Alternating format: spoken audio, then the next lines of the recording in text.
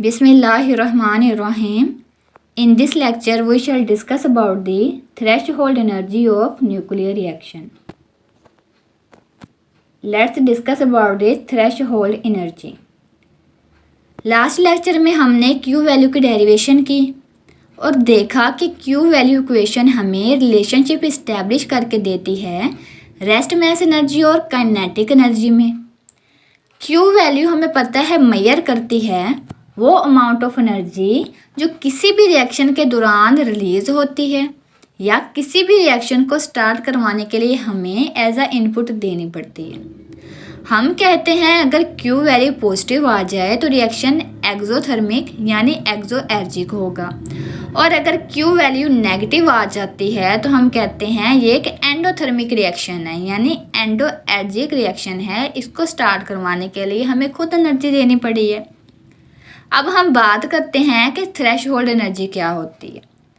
जो Q value equation थी उसमें हमने मास एनर्जी और काइनेटिक एनर्जी रिएक्टेंट्स और प्रोडक्ट्स दोनों के देखी, लेकिन जब हम थ्रेशहोल्ड एनर्जी की बात करेंगे तो हम कहेंगे ये वो अमाउंट ऑफ एनर्जी है जो दो न्यूक्लियाई को रिएक्ट करवाने के लिए देनी पड़ती है, यानी टारगेट न्यूक्लियस को एक्साइट करवाने के लिए देनी पड़ती है। तो जब हम थ्रेशहोल्ड एनर्जी को कैलकुलेट करेंगे तो हम सिर्फ रिएक्टेंट साइड को देखेंगे, क्योंकि ये वो एनर्जी होगी जो प्रोजेक्टाइल पार्टिकल को मजबूर करेगी कि वो टारगेट के साथ कोलाइड करे और उसे एक्साइटेड स्टेट में ले जाए, यानी कंपाउंड न्यूक्लियस बना दे। अब देखते हैं what is the threshold energy. The minimum amount of energy required to induce an endothermic reaction, वो अमाउंट ऑफ एनर्जी जो किसी भी रिएक्शन को स्टार्ट करवाने के लिए देनी पड़ती है। और एंडोथर्मिक रिएक्शन को हम क्या कहते हैं, endoergic reaction is called threshold energy, यानी किसी भी रिएक्शन को स्टार्ट करवाने के लिए जो हमें मिनिमम अमाउंट ऑफ एनर्जी देनी पड़ती है that is called threshold energy. It is denoted by ETH। अब E फॉर एनर्जी और यहाँ पे सबस्क्रिप्ट में लिखा है TH, that is stand for threshold.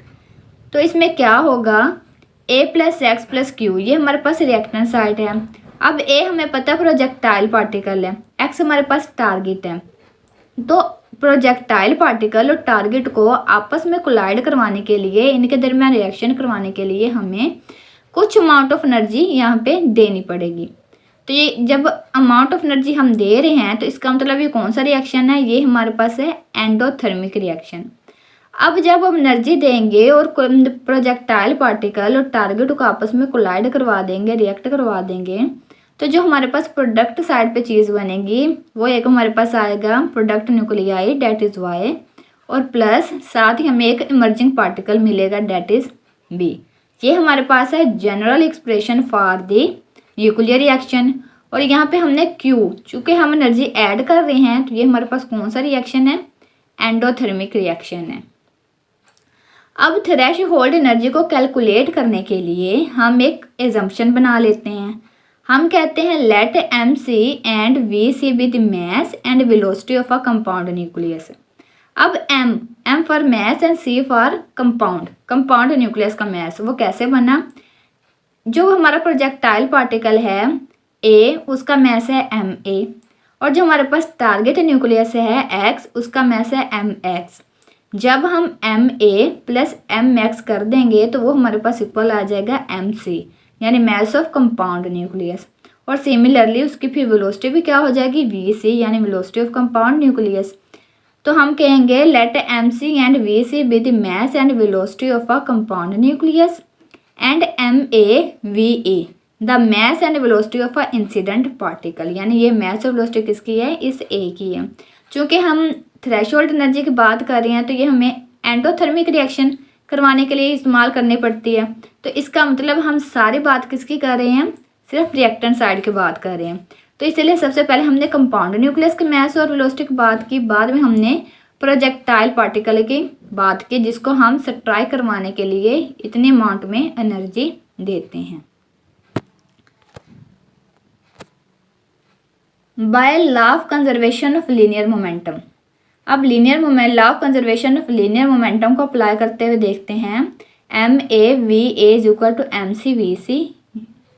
ये क्या है हमारे पास, एम ए वी ए क्या है, ये वेलोसिटी और मास है प्रोजेक्टाइल का, और एम सी वी सी क्या है, ये मास और वेलोसिटी है कंपाउंड न्यूक्लियस की। अब वी सी यहीं रहने दें और इस एम सी को इसके नीचे एम ए वी ए के नीचे जाके डिवाइड करवा दें, तो जो एक्सप्रेशन आया that is V C is equal to M A V A over M C, और इसको नाम दे लें इक्वेशन नंबर 1 का।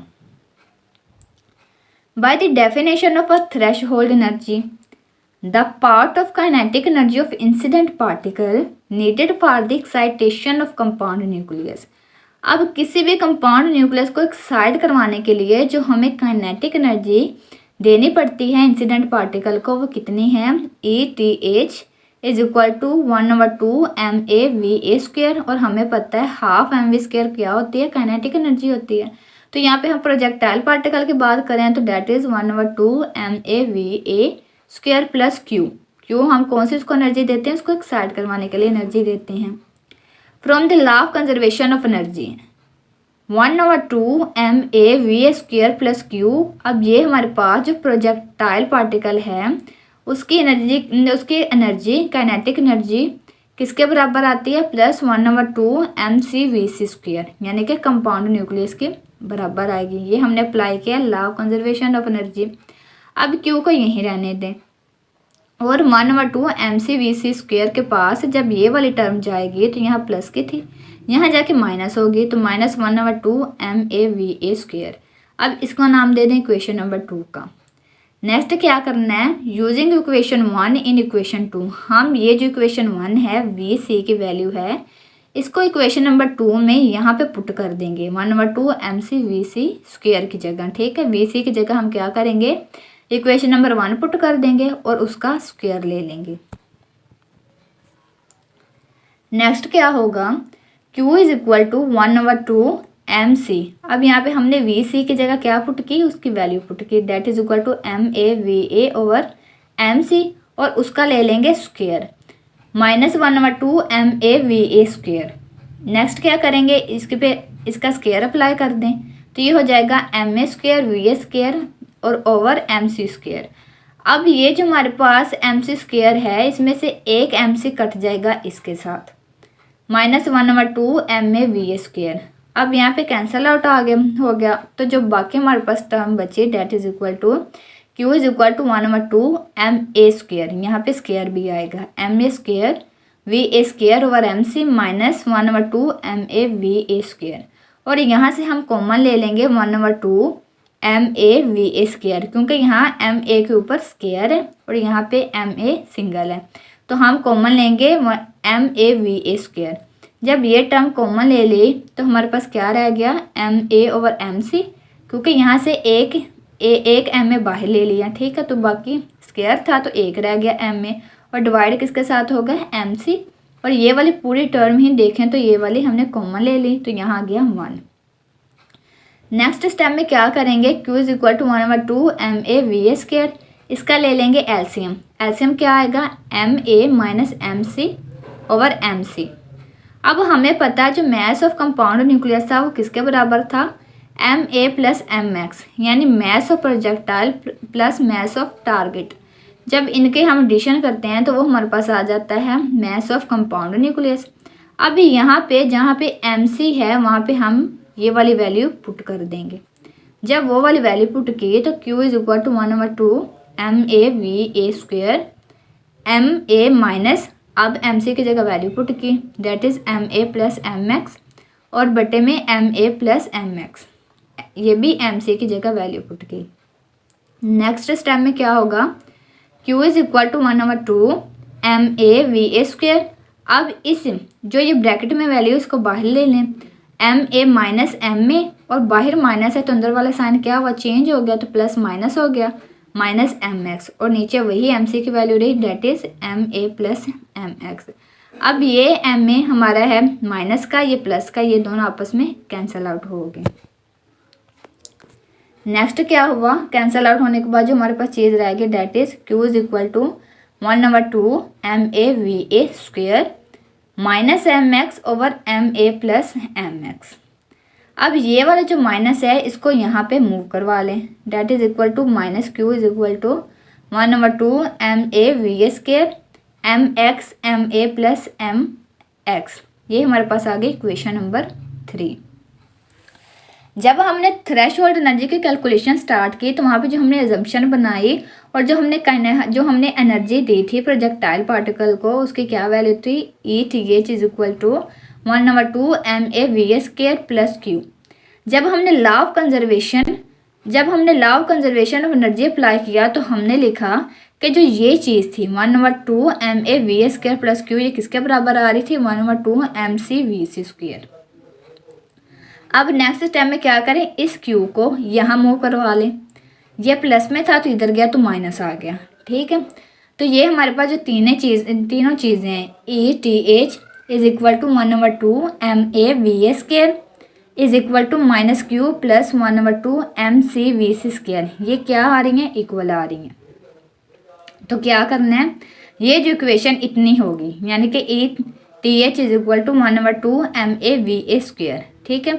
इस पूरी इक्वेशन को आपने कह देना इक्वेशन नंबर 4। कहाँ से, यहाँ से लेके टू वैल्यूज़ को, ETH is equal to 1/2 ma/v², इसको कह लें इक्वेशन नंबर 4। अब नेक्स्ट स्टेप में क्या करना है, यहाँ पे इक्वेशन नंबर 3 में 1/2 ma/v² की जगह ETH पुट कर देंगे। यहाँ पे ETH पुट कर दिया तो जो रिमेनिंग हमारे पास वैल्यू आई वो आई mx ma + mx। चूँकि हम कैलकुलेट कर रहे हैं थ्रेशोल्ड एनर्जी तो हम इस इक्वेशन को उसी हिसाब से रीअरेंज कर लेंगे। तो हम लिख देंगे ETH को यहीं रहने दें और इस पूरी ब्रैकेट को यहाँ पे ले जाएं, माइनस क्यू के साथ ये वाली टर्म यहाँ पे डिवाइड हो रही है, इधर जाएगी तो मल्टीप्लाई हो जाएगी, डेट इज़ ma + mx, और ये मल्टीप्लाई हो रही थी तो जब दूसरी साइड पे मूव करेंगे तो ये डिवाइड हो के आ जाएगी mx। तो ये जो हमारे पास रिलेशनशिप निकल के आया इसको हम कहते हैं थ्रेशोल्ड एनर्जी। और थ्रेशोल्ड एनर्जी क्या होती है, ये वो अमाउंट ऑफ एनर्जी होती है जो किसी भी रिएक्शन को स्टार्ट करवाने के लिए हमें एज आ इनपुट देनी पड़ती है। जब क्यू वैल्यू की बात आई तो क्यू वैल्यू में हमने रिलेशनशिप देखा था मास एनर्जी और काइनेटिक एनर्जी ऑफ रिएक्टेंट और प्रोडक्ट, यानी कि पूरे रिएक्शन की वहाँ बात हो रही थी। जो एनर्जी की बात हो रही थी वो पूरा रिएक्शन था, उसकी रिएक्शन साइड भी और प्रोडक्ट साइड भी। लेकिन जब हम रिएक्शन स्टार्ट करवाते हैं तो जो हमें एनर्जी देनी पड़ती है दो न्यूक्लियाई को आपस में कोलाइड करवाने के लिए, वो कितनी अमाउंट में एनर्जी होगी, ठीक है। जो प्रोजेक्टाइल और टारगेट को आपस में स्ट्राइक करवाएगी, कोलाइड करवाएगी, वो एनर्जी क्या होगी, उस एनर्जी का हमने नाम दिया हुआ है थ्रेशोल्ड एनर्जी का। और हम किसी भी न्यूक्लियर रिएक्शन की उस एनर्जी को इस फार्मूला से कैलकुलेट कर सकते हैं।